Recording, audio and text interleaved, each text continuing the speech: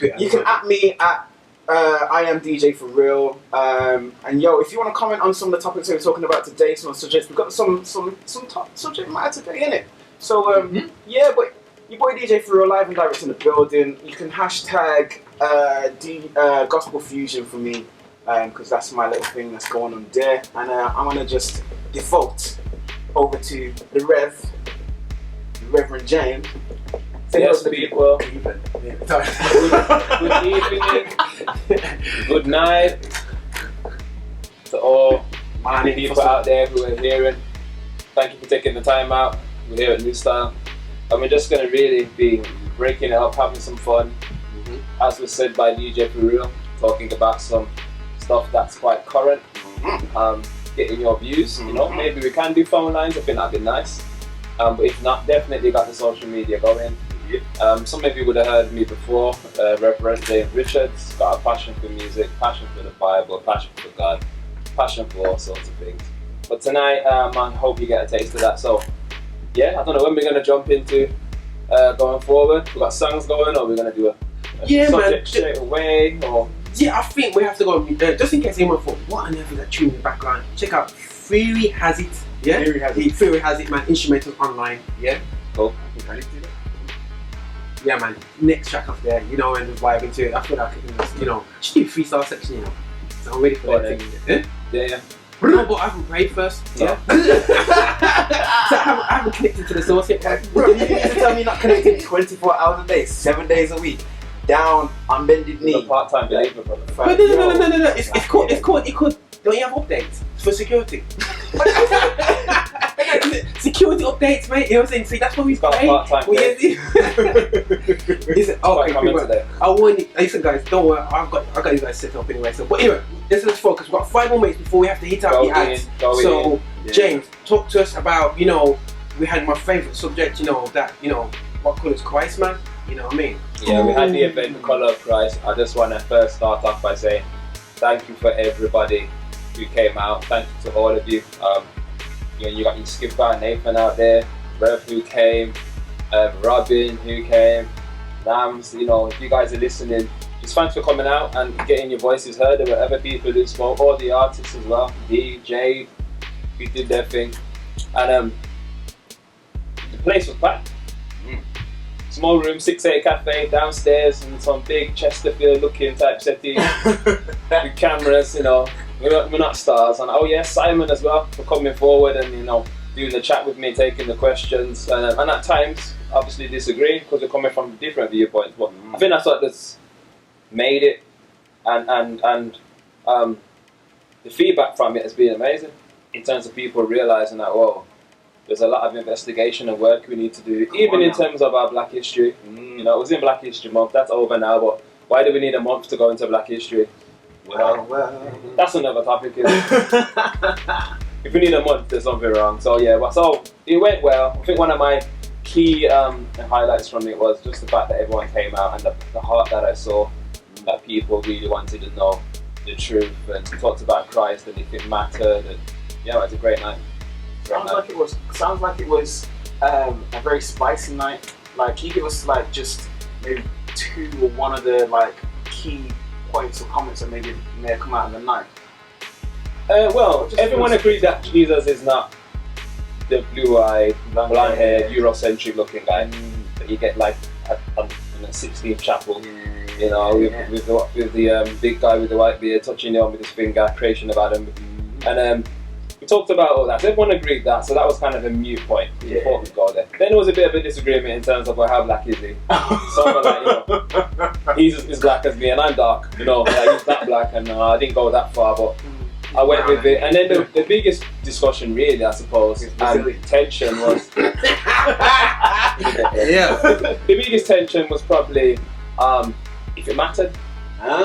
Because I said psychologically, culturally, of course. Because if you want to be true and be factual in your portrayal of something, then you should show it that way. And many of the images shown to us as black people down the years, not just Jesus. I mean, many of the actors in Hollywood who portray famous characters done by white people. That we know clearly were white people. Cleopatra, for example. Well, he's got Noah, he's got Yeah, but that's just a biblical film. Maybe even outside of that. Well, yeah, you got a point. It goes across the board. It's not. And that's what I tried to make clear. It's not just religion. Many of the areas where we've actually had more input than we realise, we haven't been recognised for it. So that came across. But listen, bro. Ben, you got Morgan Freeman. The new Ben here. Yeah. Oh, that's the new Ben here. The old Ben here. The new one. Yeah, man. The new one, but the old one there, man. Yeah. So listen, man. Guys, you know, it's an absolutely fantastic subject, but I'm mindful. We've got about 10 seconds before the adverts really go in a bit more. I'm going to hit out these adverts right now. And you know what, guys, you know, just if we can, you know, just get your thoughts together. We're going to be going through, chopping up different things. So hopefully you enjoy the vibe and we can have a listen to the adverts right now. Blessings. Okay, guys, yeah, you're here on, you know, the Relief Show. Yeah, hashtag the Relief Show. And you know what, we're covering up for the main man, Trevor Jr., who does the Urban Gospel Show. And we're here, you know, making the show even more urban. I think more graffiti this time, yeah. away from the whole sunshine vibe of, like, you know, the Caribbean style. Obviously, we're showing our generation here, which is more. I'm not using the word up to date urban. I'm just saying, you know, a different style of urban music, because I feel like, you know, every genre has a place, and I just love it all. You know what I mean? So we just doing different things. In the background, again, I'm playing another track here from Theory Hazard's little instrumental album out there. And just before that was Triple O and the main man Pressure J, dropping it kind of fast still. But I can't slow it down, guys. I'm not like that still. You know what I mean? So let's have some good fun here. But guys, what we're saying about what we were saying before. Who's gone first? I think me. You want me to finish what I was saying? Yeah, man. Because I got that prize. Yeah. In many respects, yeah. I gave you a couple of the highlights, and the last one I think I was talking about was whether it mattered or not. I said, yeah, psychologically, culturally, it matters, because the images we look at affect us. That's why we spend, as industries, entertainment business, we spend billions on imagery. You know, films, magazines, adverts, music videos, painting, it's all there. So it's important. But then I said, this kind of rocked the boat. Spiritually speaking, someone said, alright, then if Christ was a different colour, like, would you still follow him? He was white. And I said, yeah. If he is who he said he is, but he is white, I would still. And obviously right there, you know, that didn't really sit with some people. And I didn't expect it to. So yeah, it got very fruity at that point. So, but it was good because it made people again really speak about where the heart was at. And also, it gave me a chance to respond to that, to say, okay, so what is it really about then? You know, more about the colour, is it? And it was this kind of, there was a kind of slant on it, and from then and now finding out, because you got many people who are following like movement, the Hebrew Israelite movement, and for some of them, well, some of them call it the Black Israelite movement. Yeah, but I think the majority would say don't label it as that, because it's not. That's making it all again into a political agenda. That's just people who've like coloured me in the street and been like, yo, you black, you Israelites. That's literally the way that I've been approached by people. Yeah. So I'm just saying. Yeah. And that might be, but some people might say you don't need to call us black Israelites because it's obvious. Do you know what I mean? It's like saying, oh, you're a white Christian. No, we're the white Christians. But, you know, put the white on there, because that obviously is making another spin about what you're trying to bring across. So, yeah, that was interesting. But if you do your homework, you realise they don't all go in it the same way anyway. So a lot came out of that. And there's people there who weren't of that movement who just thought, you know, Christianity has really done us a disservice because it hasn't spoken to our heritage and where we come from. And there's much truth in that, but then there's much more we have done which just hasn't been shared with us, and it's a shame, because Christianity and the black people's part in the African part in it, you know, however you want to take it, it's been massive. You know, my viewpoint, to be honest, I thought it was powerful. I think it's really, really good, because I think that for me, the fact that we was able to sit down with people, this is not just a little church meeting outside, you know what I mean, and we just went out there and we had about 500 people around there that was all believing the same thing. It was a widespread, you know, I think we had less people from church than anything else, which I think there's fewer Christians. And I think that was powerful, and it shows that, you know what, as Christians, I'll be real, you know, it's not the colour of Christ is not a major matter for me, but it's an importance to realise that it's a shame that within our community, black community, that we just have an ignorance towards ourselves when it comes to Christianity, and I can understand the frustration of people outside of the church when it comes to our colour and how we treat it, because we're in denial ourselves, yeah? You know, and it's scary that I know the guys there are going, hold on a second, the Bible is a book full of African history, yeah? And we don't even know it. You know, we really don't know it, and it's embarrassing that we don't want to know about it. It shows that, where is our mentality? You know what I mean? It's still bound up. It might be still bound up, you know? So it's great from that respect for me, you know what I mean? So it's a great subject. Hopefully do more, not repeat the same thing, but like, you know what I mean, more and touching major other social, cultural issues that the church should be dealing with. I think one point that was brought up there by one of the ladies who spoke, and it was an excellent point, was the one of the way the narrative is being given. And it's being given in a way where you see through a white lens, you see through a white perspective and a white experience. That's but actually, yeah, because we're in the West, which is mostly dominated by, you know, Europeans. But at the end of the day, the narrative, I suppose, has to be retold. And pre-slavery as well, because a lot of the narrative we receive is after slavery. Not just with religion, but with many things. And church was around for 1500 years before slavery. Less years after that we're arguing about. So yeah, so all that kind of stuff needs to be unpicked more, and the churches have a responsibility. The host Dana said to me, who do you think has a responsibility to teach our community these things? And I said, all of us, it's not just the church. We all have a responsibility to do our homework, because you can find out today. There's no excuse now. So. No, that's blessed. But listen, we're going to hit out another subject, and I'm going to play a particular track here. Alright. And it's from the man, Isham Burgi. Yeah, one of my favourites. Yeah, so he's alright. It's cool. It's cool. I don't like giving props to you. You know what I'm saying? Hater. The local UK talent like Triple O and... Listen. Isham Burgi, he goes hard. He's live. I'm more of a Stephen is like, you know what I'm saying? Nah. I do like Stevie, but I think it's legit. It's legit. You know. But now we're gonna hit that vibe. But I'm a particular guy, but admittedly, I'm not really. No. Isham Burgi is hitting it hard. So check this out. It's about making sure I get the. Every time I tell you guys, I have to turn around and make sure I get the title exactly right. Election day, yeah. And we all know what that's about. Well. You know what I'm saying? Hashtag Donald Trump. But anyway, but this is not about, you know, but yeah, just put it out there. Everyone's like, does this really affect us? It affects the whole world. To be fair, like, you just need to log onto Facebook and just see how vexed people are. no, it's not to say, don't get it twisted, like, there's a lot to unpack about it, and hopefully we're gonna not necessarily talk about it from like a bashing, because there's plenty of people out there bashing. But we want to look. People are rioting in the States. So we need to look at it from obviously our UK glasses, but at the same time, what's a biblical perspective as well? Yeah. Is there one? Yeah. Does the Bible talk about stuff like this? Yeah. Definitely. Okay, guys, the track will be loaded up right now. Isham Burgi, the election day. Okay, James, we're back. What are you saying, bro? No. The way we just ended out on the last one. Politics. Leadership. Trump! Let me first say this. I was 39 on the 9th of November. I woke up on the 9th of November and America had a new president, and his name was Donald Trump, predicted by The Simpsons 60 years ago. Yo, for real, a picture that was stamped. One nigga going down the escalator, and another he was standing there behind a pulpit or something. And like they had like the map of how the states would vote, and it was like, I think there's maybe 2 incorrect.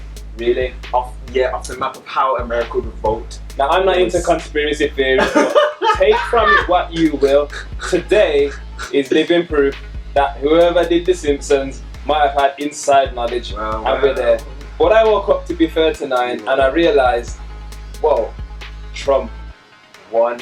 And it threw up all sorts of questions and things in my mind about leadership and following people and integrity and honesty. A lot of things that are, you know, steeped in the Bible, steeped in the principles that we are learning from it. And we draw from, really, when we're being moralistic about wanting to have somebody who's a good person. Not many people today will put their hand up and say, Donald Trump is a good person. If we're honest, even the officials in the world are like slandering him and saying, I can't believe this man got into position. Apart from Putin. Well, I said most, not all. Not all, but then again, many people would say the same thing about Putin. Well, there you go. I watched the program about Russia, and when you see the way that he's veneered over there, he's got more posters than Beyonce's got in America and the way he is in Russia. You know, he's a superstar. Wow. He had songs. My man's not doing it on a different level, like the Italian guy who was in charge of Italy before. Yeah, man, Berlusconi. Berlusconi? Yeah, these guys are stars. They're not just government officials. Not like running the country. Not like this country. Can you imagine? Theresa May bringing out a song on top of the pops. It just wouldn't work. That's where these guys are on another level. But it did bring, you know, but people voted for him. Maybe we can get to some of the reasons of why, and I think there's many reasons, but you know, America said yes to Trump. I don't know what I have to say to you right about now. I don't know what your views may be. So what we're pushing at? We're pushing at the vibe of basically saying that, you know what, when it comes to elections now, you know, and I think that, you know, elections done, isn't it? We're saying elections done, but even just the whole political system, you know, when it comes to Christians and politics, and I think that, you know, sometimes we see in America where they use the church, and we know the church is a social entity in America, massive one, and they utilize it to get justify votes and elections. But over here, you know, it's almost a case of voting tomorrow, people, and we're doing some poll in the church, and that's about it. We don't really push it, we don't really talk about it. We obviously say that it's good to vote, you know, but we don't really direct people as a Christian. That's the best part. It's your responsibility as a Christian to vote, to vote for this. You know what I mean? Imagine a Christian party coming up, it could be, you call it the United Christian Party, and I know they try to do these things, and they actually got told you must vote these guys. You know, we don't really get involved in things like that. Yeah, but you know what's funny? Even from a biblical worldview, the whole structure is counter to what we find in the Bible anyway. Because it's democracy. You don't find democracy in the Bible. Jesus. I was zooming through the whole Bible. Let me check. The ideal model was theocracy. So God leads, but then the people said we want a king, and then, you know, they had judges, and then they had Saul eventually, and God told him, if you have a man over you, it's gonna go pear-shaped. I'm telling you from now. And essentially gave him a king anyway. But at the end of the day, there was a different model to it.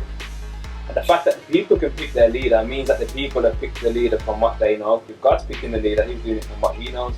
So how can we turn around and moan and throw, you know, the toys out the pram if we pick the guy and then he messes up? But don't you get into... You set him up, then kill him? Don't you get into those conversations where, I mean, hey, there's going to be people out there listening to you and Christian and be like, so why would the Bible way of doing things be the best way of doing things now? Things have changed, times have changed, people have changed, society's changed. We're not dealing with the same issues, quote unquote, that like they were dealing with in Bible days, quote unquote. That's what a general consensus may be. I'm just speaking. I know you're trying to out there, but the thing is, we are dealing with the same issues, and even though, like homosexuality, that's not a new thing. That was right there from the beginning. When you look at it in the Bible, when you look at the book of Romans, all had the same issue. There's arguments about that was there. The issue about women and power and being in leadership, that's an argument then, it's still an argument now. But it's not settled. But see, isn't there more of a conversation now about women being like paid fairly, treated as equals, whereas then, or there's certain words in a certain... Say what you want to say, man. Say what you want to say, man. Stop being polite, man. Say it, bro. Basically, Paul was like, women, like, be quiet. Yeah. In a very basic way. Yeah, he did. No, he said it. Women should be silent in church. But there was a context. I thought that context is probably right. Like, I could be in church and say children should be silent. Now, I'm saying that because at this time I'm preaching. That doesn't, if you take it out of context, you could rip that and say, I'm saying children should be silent all the time. You see what I mean? So context is important, and most people don't read the word in context like that. But the point I'm pulling out is that everything you said is right. Things have changed, but God hasn't. And if we're pushing them out and making our own decisions, this is where we end up today. People were worried about what Brexit. Now we've got Trump in place. Farage went over there and has seen Trump already. The first foreign minister to see him. Didn't waste no time. I seen that on the news and I just was not surprised. But people saying Farage is not stupid. Nah, it's not. She's not. You give it all that, so you know. He was in. Well, a lot of people don't realize he was. People think his rise to power was through UKIP, but he was a part of Parliament long before. Yeah, he would have been in it before. Definitely long before. Definitely was going. Listen, guys, I was gonna play a tune there, so break this up a little bit with the hardcore politics that we're hitting out, and we'll talk that we're facing and things that hopefully thoughts that everyone kind of like, that may be interesting. But right, I'm gonna get a track from a young guy from Birmingham.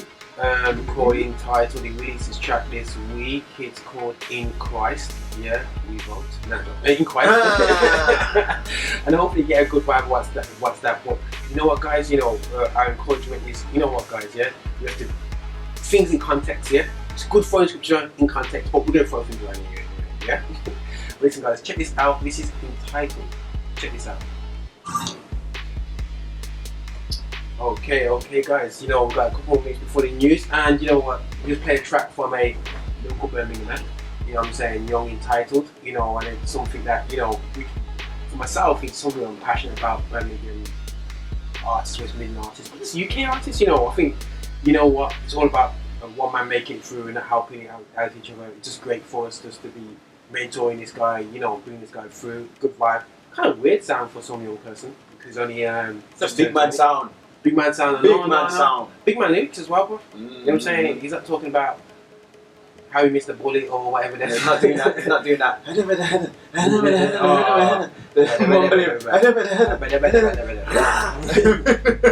he's not doing a dab either. But I think that's why I'm quick. I think we've had this conversation with Roger. I'm just hesitant to even give him that label of a Birmingham artist. I don't think he's a Birmingham artist. I think he's an international artist. I think where he's touching, you could play that most places and he gain respect. Oh yeah, because his levels are way beyond where he is at. His boundaries, they're way beyond that. You could put him next to some of the best people coming out from America, and he's smashing it. And I think that's one thing London artists, to be honest, even though Natasha London has this kind of mystique about it, they're better at doing. They promote it like, say, yeah, we can take on the world, and then go back to Birmingham. It's almost like, yeah, we thank you for your little props because we're getting it from Birmingham. Nah, Entitled don't need no props like that. You're standing on your own, you're smashing it. Don't get big-headed, but you're smashing it. And keep smashing it, and you don't need to prove nothing to no one. For me, you're just killing it. But that's just a difference in mentality from city. Like they always say, the further up north you go, the more polite people get. Yeah. No false humility, bro. Do your thing, man. Do your thing. Yeah, man. I mean, I think Entitled's really strong. I know, known him for a while as well. Just getting out there, putting stuff out there. But it's slow and steady wins the race. Humble as well. And yeah, man. It's some of the videos that he's been coming out with as well. I'm like, yeah, man. That's nice. I like it. Yeah. He's hitting a nice vibe, but we're coming up to the news, guys, yeah? And just watch out for young Michael. He is, check us out at GL360, hashtag Affinity. You got DJ For Real with the Gospel Fusion, hashtag Gospel Fusion. And you've got at P2R, provoking to righteousness. I like provoking. I'm more provoking than you. Yeah, I should be provoking. Nah, there's a difference between provoking and antagonistic. Same thing to me, Yeah! Shots fired! I got my mind bombs up over there. Listen, guys, check out. We're gonna hit out the news. Hopefully, I can finish technical issue. Not issue. You're supposed to be telling everybody what's going behind the scenes, bro. Button and hopefully it works. Alright, guys, check this out. Yeah, ladies and gentlemen, in the background we have the sounds of Capital Kings, Live for the Drop. I like this track, it's different. Not a lot of people have heard it or even heard of Capital Kings. You'd be very, very, very, very, very surprised. Including me, I ain't heard of them guys. Listen, guys, this is what I'm with you. I'm gonna say this from now. Right. As far as me coming and doing shows with obviously DJ Flo, he never told me none about the music he was gonna be bringing on. I was looking to put out my music, and he kept it secret. So you know what? Hold on, how many DJs do you know? How many times he looked over me in the first tracks? Oh, yo, he's at Show Records album. Yo, use this. Obviously, he's trying to drop it with me right there live. Yeah. Clash. So I know, say guys, from now on, James. On the notes, it'll be blacked. Yeah. So tune, and man, gonna come and just gonna knock through out the park, man. Don't worry about me. You know what I'm saying? I'm not. I'm just coming. See, you can class me up. I'm just coming to do me. Do you know what I mean? I'm just going to do me, play my music I know. No matter what so, you put down. You know what I mean? Like, I don't need to come in and show to try and do anything. I'm just gonna step up and just be like, yo, I will totally. Oh, listen, I'll tell you which track's the best one. I'm playing it. Go on, people. I'll just let you know, my music is gonna be gospel music. You know, well, we're gonna get onto that subject very shortly because I believe that Pastor James, Rev James, got a few things to say about that, which I agree with. Yeah. So, but yeah, so but as you just heard, maybe on the news at the top of the hour, Donald Trump is apparently still continuing to push forward with his hard stance on illegal immigrants and immigrants within the country, and also mentioned about adding some kind of and this doesn't sound like he's going ahead with war, but he's going to try to put some fence. Cheap version. You can get it from B&Q or something. Fence that people can just jump over and So it's kind of like, obviously we're keeping it real, we're keeping it topical and keeping it focused. So Rev James, what are your thoughts on him continuing to, because a lot of people in the States are scared. They're scared that they're going to be ousted. Even like those who are maybe American citizens who are Muslim are kind of like, well, does this mean I have to go? So what do you... You know what? There's a lot of stuff going around, a lot of fear, scaremongering. I'm not convinced, even though he's a president, I'm not convinced he has as much power as people think he does. Or it's going to be that easy. Because really, can it go above the law? Not everybody, even in his own house, because I know he's got the power in many terms. The Republicans, you know, in I forgot what they're called now in the House, Senate, Congress, and Congress. Most of it's Republican, for the most part. And so in one respect, he's got a bigger grip than Obama had, because Obama obviously was a Democrat, and he got a black. But even in his own party, half of the Republicans don't really like Trump. So some of the things he's pushing forward may not go as far as, you know, he was touted. So I don't know. They probably should have space to be a bit fearful. Like, I'm yet to see, you know, how far he can really take this. That's my stance. I'm not convinced yet. It's not in charge yet. It's got to it's not January when he starts. Yeah, it's Donald Trump, president-elect. So until they do the whole inauguration thing, then he's gonna be like head honcho. It's so funny. It's so funny when you want it though. It was like when I saw the first few minutes, I was at work and I'm watching the stats overnight because I work night shift. And as I said, chilling, and I saw, hold on a second, man was like 32 up, you know what I mean? After 2 seconds, I said, yo, this man's gonna win this. You don't recover from that. He just don't recover, you know what I mean? And she was struggling, man. I think it's 270 to 219. Yeah, something like that. Yeah, man. And the joke was, 2 years before, you would never think this would happen. You know what, after Brexit, anything can happen. Come on, man, we've got to learn our lessons. And I think what you said earlier, and being said in the media, is that Trump targeted the people who had been forgotten for a long time. Yeah. You know, the working class, the white working class American, who, when you think about Obama's campaign, it was about getting the minorities and getting the groups that don't normally vote. Trump didn't worry about them. In fact, he offended some of them. When he spoke to the African Americans, your schools are no good.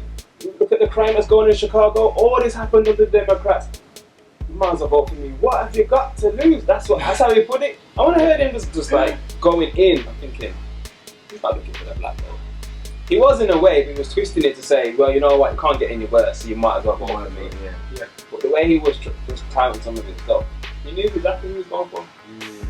And they came out and voted. So coming to this from a different angle, because we were talking during the break, just after the news story, about character and about about the way Hillary and Clinton was going. Rocking a hard place in regards to a vote. And when it really comes down to the perspective of character and personality, I mean, I was saying that for me, it was like Trump and Hillary. They weren't that different. But the main differences were Hillary was like, no, Trump was like, this is me. You know all the things about me. You can call me a misogynist, you can call me this, call me that, but I'm overt and out about it, and like, this is me. I'm honest about it. Yeah. Whereas Hillary was kind of like, yes, I'm still this, and I'm still a good person. I'm thinking, and at the same time as well, like I was watching some news and I was talking about how she's really trying to push the feminist vote and how her big speech was supposed to be in a building with a glass ceiling and supposed to be symbolic of breaking through So it was kind of like your expectancy of me being this breaking the social norm versus me being versus Trump being like the overt one. So what kind of angle or perspective do you have in regards to that? I think from a biblical perspective, honesty is key, character is key, being integral is key. And the twisted thing about Trump, this is twisted, this is ironic, that he was honest. Yeah, sure. Even though what he was honest about, you like, and you really thought, wow, you could clearly not be president. I mean, the groping of the women and all that kind of things, and him saying, locker room talk and all that. You know, and the way he was twisting things every time it came out. But, as you said, on one level, I think some people with Trump thought, well, at least we know what we're getting. Mm-hmm. Clinton now, she did the classic politician, say what's right in front of the camera. Yeah. But then you got the emails that were saying, you know, and showing things that she wasn't talking about, and then obviously the history of her and her husband and some of the laws that were signed that really did not help the African Americans, so they already had a distaste for them. So they just felt like they were dishonest, and I think they probably thought, I'd rather vote for a man who's honest, even though I don't like what he's talking about, than somebody who I can't trust and I don't know where she's coming from. And I heard that from even professionals who were saying that over there in government. So it's a weird one. It really is a weird one. Well, America, we pray for you. But we all know that whatever happens to America affects us here anyway. So they were laughing at us if you think about it. Brexit. Yeah, they were actually. No, for real, but what has Britain done? How could you walk out of the EU? They're not even out yet. You're going to be having him before we come out. Oh wow, yeah, it's true. Think about it. Brexit's got another 2 years. Yeah, 2 down countries outside Europe. So, we're like, who got the last laugh? I'll tell you what's funny. Did you see that clip when Obama was sitting next to Trump? Yes. Did you see Obama's face? Yeah. That I saw some. He must have been looking at him thinking, I would have loved to have heard that conversation behind, you know, Right, the camera. Yeah, man. Them two went at it for ages. You know that, bro. There ain't no cup of coffee going there, man. There's some strong things going there. But Trump would have been like, I could have got the last laugh. Yeah, it would have been. It would, yeah. Because at the end of the day, now it's kind of like a bomb's going out, Trump's coming in, and he can pretty much not do whatever he wants. But that's kind of like Trump's like, I'm gonna be in your bed, my house. Yeah. Get out of my house. It's gonna be a White House right by now. You know what I mean? Yeah. We're gonna take that over. Listen, I want to get some exclusive out to Pharrell, guys. I want to hear another tune Pharrell because, like, I need you need to not show me anything. I need to check how much teeth out to my list. We're gonna keep it moving. We're gonna keep moving. I mean, we're now just past 1:15. We're on New Star Radio, filling in for the guy, the legend, Mr. Trevor Junior. I'm gonna keep it moving. I'm gonna be playing something not new, something kind of old. I've been cranking this one in my car for the last 2 weeks. It's Lecrae. It's from his album, Troy's album, I know this. Overdose, and it goes from the name of Chase That, live here on New Star Radio. So yes, ladies and gentlemen, right now in the background we have the sounds of Lecrae. That's Chase That from the Overdose. It's an Overdose album. Yeah, I'm pretty sure it's an Overdose album. It's not an Overdose album, it's Live and Rehab. Or one of them. You know, that really shows I'm some kind of DJ to not know what album it's from, innit? It's a big tune, and that's all that really matters at the end of the day. That's all that really matters. But yeah, moving on, we're now coming into the, not quite into the second half of the second hour, still just in the first half of the second hour. And we're moving things on to another subject, another topic. Obviously, myself, DJ For Real, man like Roger, man like Rev James, we all listen to music, we consume music in and out, day to day. It's something that we like rock on a regular, and we regularly have conversations about new artists, about new sounds, about new styles, about new beats, blah blah blah blah blah. Yep. But something that kind of comes into subject of conversation, I wouldn't say fairly often, but is the whole conversation about gospel music. Gospel music. How can you define something as gospel music? Is it gospel music? Is it Christian music? Does gospel music have to be made by people who consider themselves to be Christians? There's all these different ideas, terminologies, thought processes. I mean, I remember a while ago there was like jokes being made from some of the American hip hop artists because they were getting criticized about making hip hop and being told, hip hop is a culture. It's not. You can't be gospel. And how the only way to justify a Christian hip hop track as gospel is the Jesus per minute meter. If you don't say Jesus, Jesus, Jesus, Jesus, Jesus, so if you don't have Jesus in the hook, it's not gospel. Therefore, get it out. We don't want to listen to it. So I want to throw it out to the guys in the studio. Let's talk this one through. Gospel music, thoughts, feelings. How would you define gospel music, Roger? Right, gospel music. There's two. When you have two meanings underneath something. For me, gospel music is one of two things. Me personally, gospel is about the gospel, the good news of Jesus Christ. So gospel music is music which pertains to the good news and the message of Jesus Christ, or the good news through a good living, anything that's biblically, for me, based anyway. But also, gospel music is also a style of music. So ultimately, you can do whatever you want, and it's gospel music as well. And that creates a major, major problem because everyone looks at it different angles. For example, Beyonce, who is not a old class as a rock. Anyway, but if she can do a gospel song and do well in the gospel music chart because it goes within the genre of gospel music, yeah.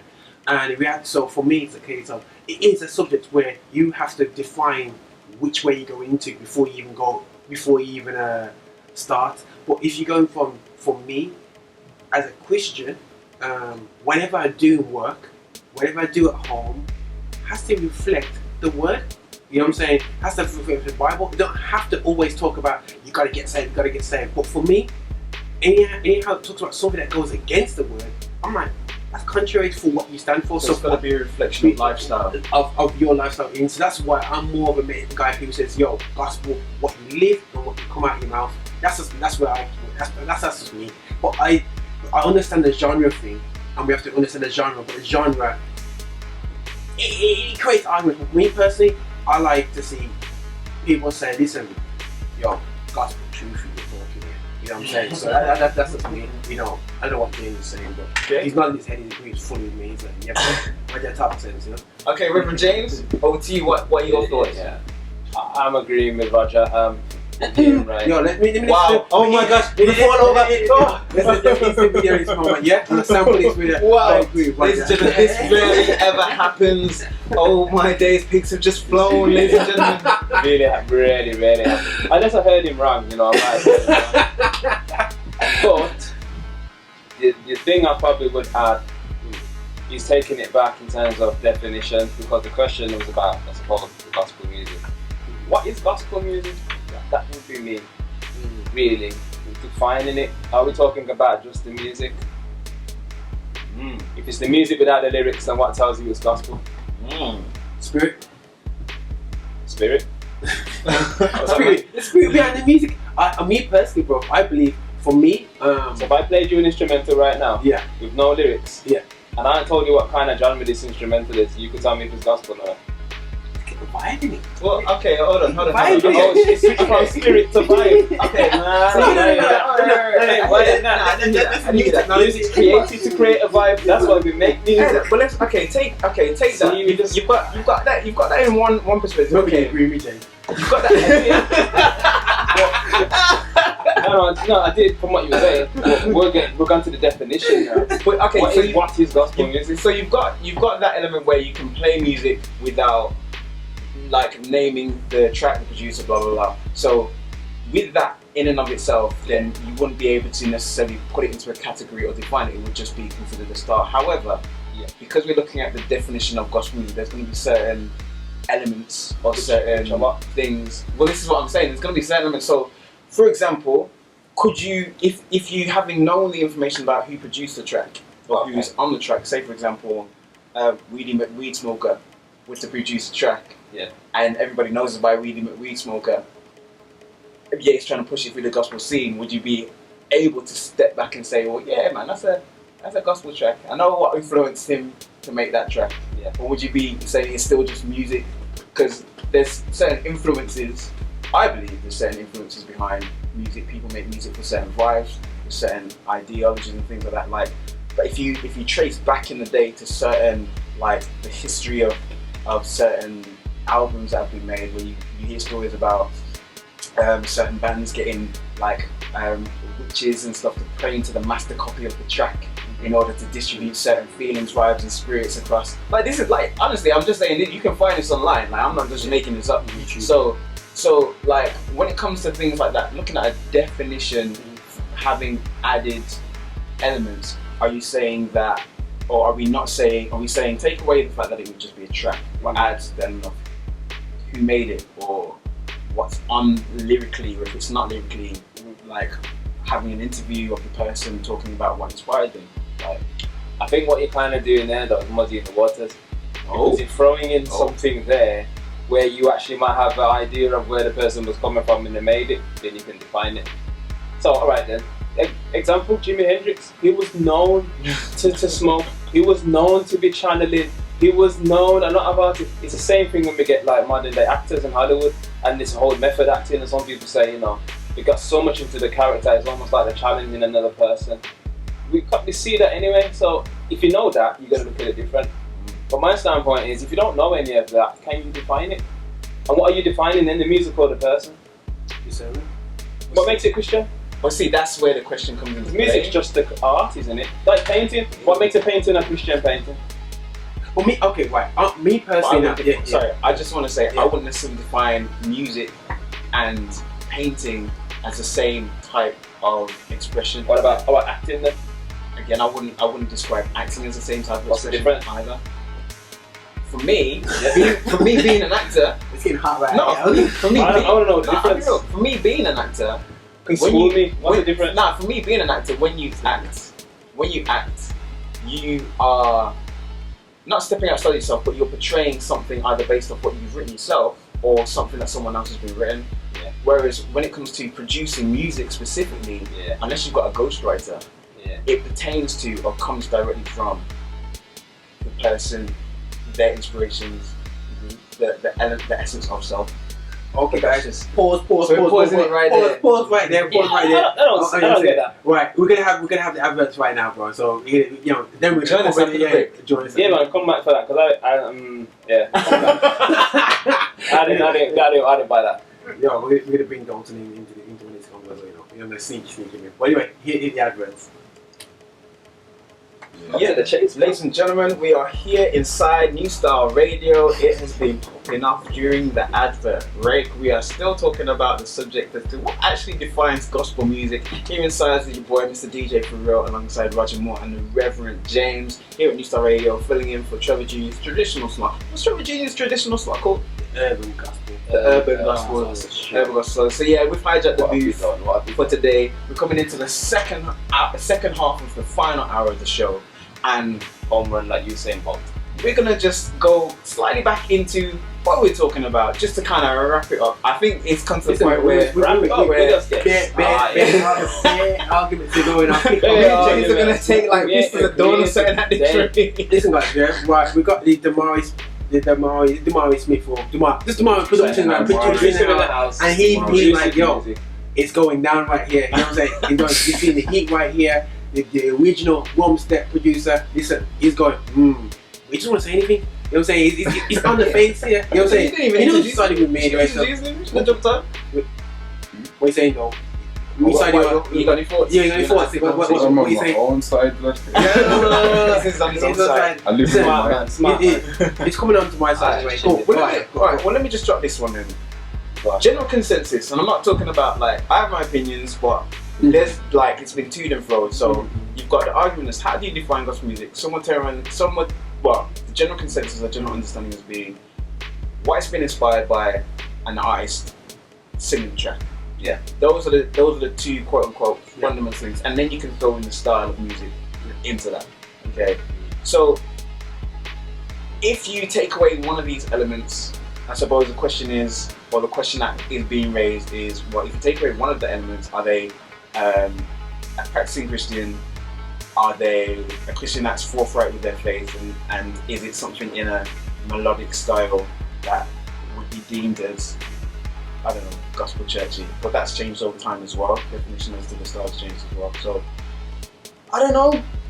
I know that we've been having this to and fro about the inspiration and the style, and certain artists who've come to the fore that talked about who maybe their lifestyles haven't necessarily quote unquote reflected the rules, as it were, that traditionally come through as defining gospel. So, Rev James, throw something in there. Let's talk about one or two.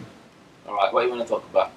One or two that we were kind of like, okay, we got Tone, for example. You threw Tone out earlier. Yeah. So where's our standpoint with, not our standpoint, but what's Tone, a brief synopsis of Tone's history then?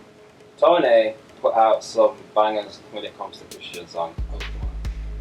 Yeah, no, seriously, this man was talented on a whole nother level. I seen him do a concert, my mum would run around the stage and jump on different instruments and smash every single one of them. And when he sang, my man at octaves I never heard of. This guy was on a different level. The whole thing is, once he did all that, it came a point where he came out and says, you know what guys, I'm gay. And you can imagine, in the church, especially the black church, there's a whole backlash on that. Many people told music was gone out the window that same second. He was unrated, and it wasn't just partly because he came out, it's the way that he was, I suppose, angry as well with the way he was treated in response to that. And he had interviews, and really, many people upset with the way he dealt with that backlash. But then again, it wasn't nice the way people responded. But then, going back to the whole thing of just being a believer and what the word clearly says about homosexuality, and it's being something that guns are strictly prohibited. He's doing it. And he wasn't just saying I'm gay, he was practicing. It's like, okay, so what does that mean then to his music? Was his music really then inspired? Or did we throw it out now because we found out something that we never knew before? Or can we actually separate him from his music? Because it was actually, at the time, we were worshipping and not knowing and praising God, even though God knew. It was feeling the spirit, as Roger would put it. So go on then, Roger. We was feeling it when we're singing it, but now we know what it's about. We don't longer feel the spirit. You're opening up a massive thing here, yeah. Because we had to show these guys, yeah. It's like we're talking about our walk now. You're going into walk now, yeah. And in the end of the day, so yeah, everyone goes through their struggles and their walks. Yeah. And a lot of times we come in our most broken state, the weakest times when it's sometimes some of the greatest things that we've ever done in our walk. Definitely. So it's like, for me, it's a case of, you know what? It's not until you're on the floor, like even David's getting chased by his own son. You know what I'm saying? You know what I'm saying? Dead, you know what I'm saying? Absolutely. He's getting chased by Saul himself, and that's the time where you see him bare psalms. In case you don't know, King David, Old Testament king, he served God many times, but when he had sons, his sons basically wanted to kill him. Wow. But David wouldn't kill them. So yeah. And so for me, it's a case of you touching the subject of, you know what, guys, yeah? Maybe I'm not just throwing it out there, you know, this is the whole thing as, you know what, when do we define ourselves as not Christian? You know what I mean? That becomes very, very scary, you know. So for me, it's a case of, you know, the walk is a walk, yeah? At the end of the day, for us are concerned, we go through struggles, yeah? And our struggles, this is according to our interpretation of the word. It's interpretation as well when it comes to the Bible. So for me, it's a case of people could misinterpret or interpret something that I think it's a certain way, you know, and somebody else might think it's a certain way. And then the only time we will find out who's right is when, at what we both believe, there's an afterlife, and we end up there, we find out who's right and wrong, you know. So it's down to interpretation as well. Okay, yeah. So I kind of just jump off the back of that, and I'm going to get because I wanted to bring it back into the. We'll bring it back. Actually, I'm not even going to say it because it's talking about what you just said about interpretation. So let's move on. Okay, so I just wanted to bring it back into the music element because we have kind of touched a bit about the. So I want to bring it back onto the music element. So in hearing about the whole element of Tone, is his music or was his music gospel? I would say, or I would argue that at the time when the understanding, if you want to come into defining something, you can only define something by the knowledge that you have of that thing. Yeah. So if we believed him to be a Christian, he believed his lifestyle to be a Christian, and he was portraying presenting himself in that way, then by default, I believe his music would be considered gospel. I mean, even though if it isn't the truth, that means we're believing a lie. Say that again. If it wasn't true, it means we'd be believing a lie. If the message that he was saying, if it wasn't true to his heart, if it wasn't really inspired of God, and he isn't a man whose heart sold out as what we would say a Christian is, then it would be a lie. But it could be. I'm not saying it was, but the question, we can believe a lie because we don't actually know all the time. But the question especially when it comes to music, because all you know is the music, you don't know the people's lives. The question would kind of then go into the element of, when it comes to music and faith or belief, if something lines up with the word, can it be considered a lie? So if a message lines up with the word, because your heart's gonna be in it. Look how much false preachers there are who are saying things that it's scripture, so if but actually the heart's not in it. It's twisted. So if you're blessed by a message, because the thing is, somebody like, in fact, D once said, God is the only boss who will fire you and still keep you working. D actually did say that. Shout out to D-Mo. Shout out to D-Mo. D said, God is the only boss who will fire you and keep you still working. Yeah, but what does that mean? But the thing is, do you see where I'm going with that? Here we go. What does that mean? Listen, in the interview he did do, he did say that I'm not pointing him to me, I'm pointing him to the cross. Yeah. So it's ultimately, we may not be, we're not saying don't look at me, we're pointing you to the perfection which in inverted and that logic is lovely. If we're going to keep that logic, we can't mock Kanye. But does Kanye point to Christ? Yeah, Jesus walks. I'm talking about one song, not his album. Kanye's saying that Jesus... I'm talking about his lifestyle, you'll say won't reflect Jesus. You'll say his lifestyle. You'll say Kanye, like, you'd agree in it. Kanye's lifestyle did not reflect it, yes or no? But the thing is... Wait, answer the question. Did Kanye's lifestyle reflect? Kanye's lifestyle doesn't reflect, but if you look at the lyrics of Jesus Walks... And the sample that track was from and actually what he goes into in that track... People are looking at the sample. You think people are looking at the sample of a gospel song? That could be wrong. No, people still worshipping, so let's be consistent.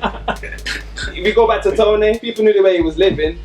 Was his lifestyle reflecting the character? Alright, people say no. Let's take so him and Kanye had something in common. So let's take something. But they both had a song lifting up Jesus and mentioning his name explicitly. So take something more, because the thing is, I don't know. If you look at it, if you take it from Kanye West has never explicitly turned around and said he's a gospel artist, and technically that is one of the quote unquote deemed as the defining things as to, because Michelle Williams, who does Say Yes, defines herself as a gospel artist. So as a defining, again, we're talking about defining what gospel music is. Okay. So when you got the craze who says I'm not a gospel artist, well, see, I'm a rapper, I'm a Christian who raps, then he's not really a gospel artist. This is where we get into. But this is where we get into, because a lot of people. But this is where we get into, because a lot of people, myself included, I was when I heard that, I was like, confusing. How can I actively? It did. Okay. I can't like that, because I was like, how can I, who consider myself a gospel music DJ, who my aim is to promote Christ, to promote the message of Christ. Andy Mineo said the same thing, innit? Yeah, it did. Most of the rich boys have, to be fair. That she has as well. So how can I, who's made it kind of like an element of a mission statement, then be trying to promote somebody who's like, well, I don't really make gospel music. It's not to say that his music isn't relevant, because it is. But I'm talking more specifically about what defines gospel music. Take someone else from what we see, like Jahazel, for example. Jahazel, not for those of you who don't know, because we know in the room. Nobody knows. Jahazel was a prolific gospel rapper. I would say number one. He was number one. I would say he was like gospel, quote. UK gospel rapper. And he was well known. He won Mobile Award for it. He went out and done loads of things, and then more recently, was it last year, 2015 maybe? Last year. 2015 and last year, he basically stepped up and said, you know what, I don't believe in this Christian thing no more.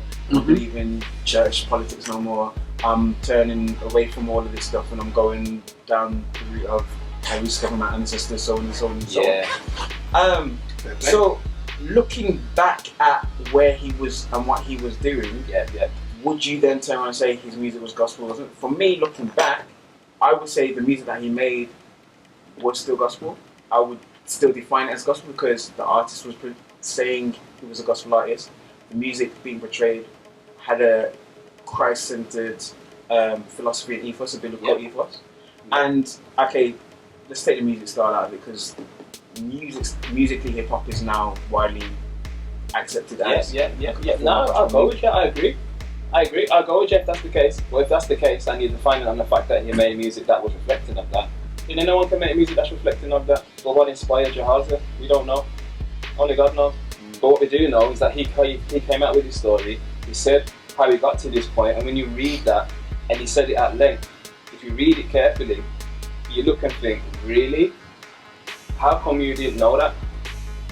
There's things there, so at the end of the day. Jahaza, when you read the first story, he even said out of his own confession that, you know what, certain things I was told that I needed to believe, and he didn't check out some of the things for himself.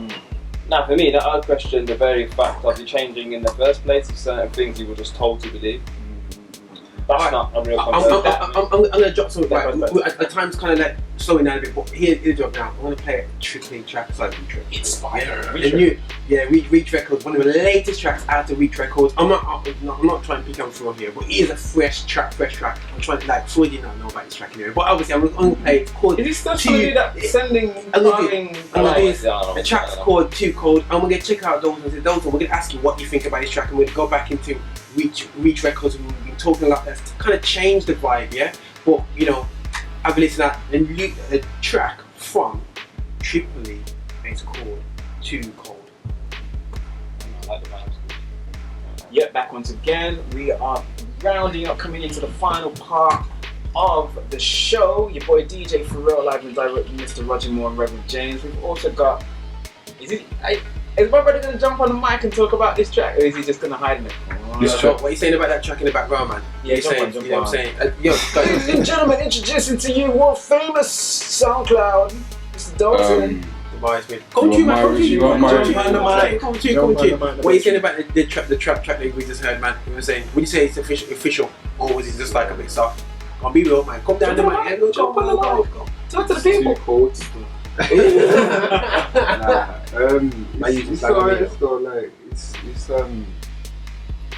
a type of music I've heard a lot lately.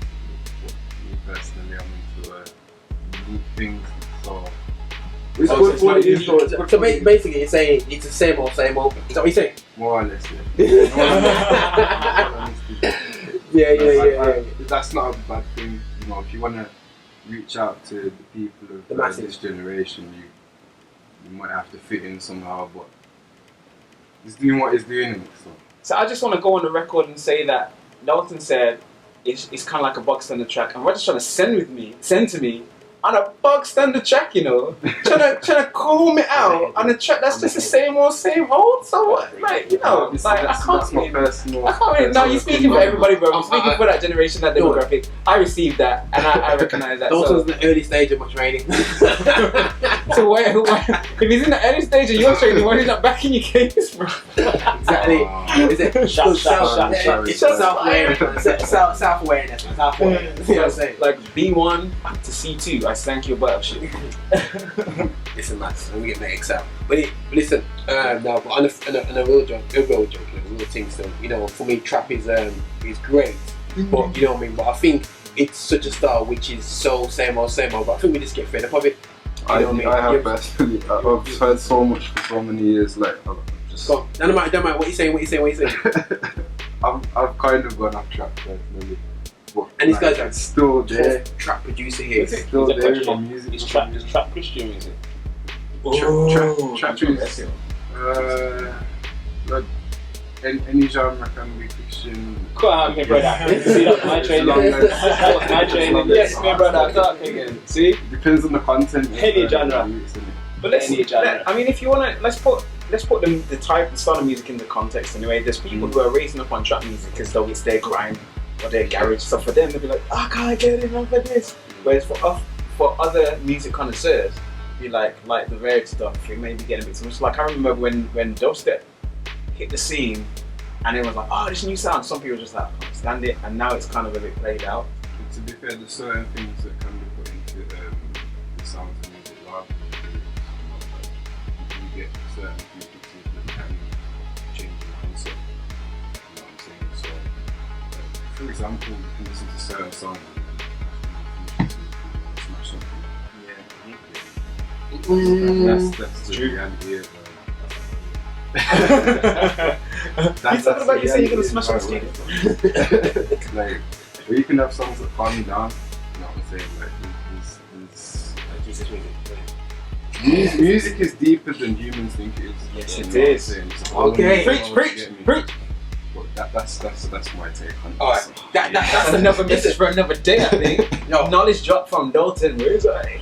I think that starts off something, you know. So It's pretty big, man. I think we're gonna be passing on to the next show. Yeah, man. Well, this is us in the New Style Radio Studios, covering for Mr. Trevor Jr. for the Urban Show. I'm your boy DJ for real. It's Roger Moore. James, you can find me. You can find me at facebook.com/I am DJ for real and twitter.com/I am DJ for real. Holla at your boy. We've also got some stuff going on my page. Lots of great music, loads of great reviews and stuff. So check me out there. Hashtag Gospel Fusion. Yeah, Hashtag Gospel Gospel Fusion. Fusion. Let's put that in. Let's put hashtag Gospel. Trust me, you gotta have a busy couple of weeks anyway. So yeah, you know what I'm saying? Hashtag Gospel Fusion. And myself, Roger Moore here, holding it down. You know, GL, whatever, anything to do with GL in the gospel music scene, that's something that's me and my team. And you know what, just put in a hashtag our Affinity, watch out our next stuff. Pass it on to Rev James. Just go to my website, man. Keep it simple. www.ptor stands for Provoking to Righteousness. .org.uk. Go have a read, go watch a video, go comment, whatever you want to do. Hopefully, you know, we're going to stimulate your mind and spark some conversation. So wherever you're going, whatever you're doing, have a good evening tonight. And am I going to drop the final track, Roger? You going to drop the final track? We'll go back about 1.5 minutes, 1 minute, 1.5 minutes. Right, So I'm gonna drop this new track. It's the next track by the likes of KJ52. I don't think Roger said this track before. KJ52 featuring Tadashi, and the track is entitled Mental. Yeah, because you bought it.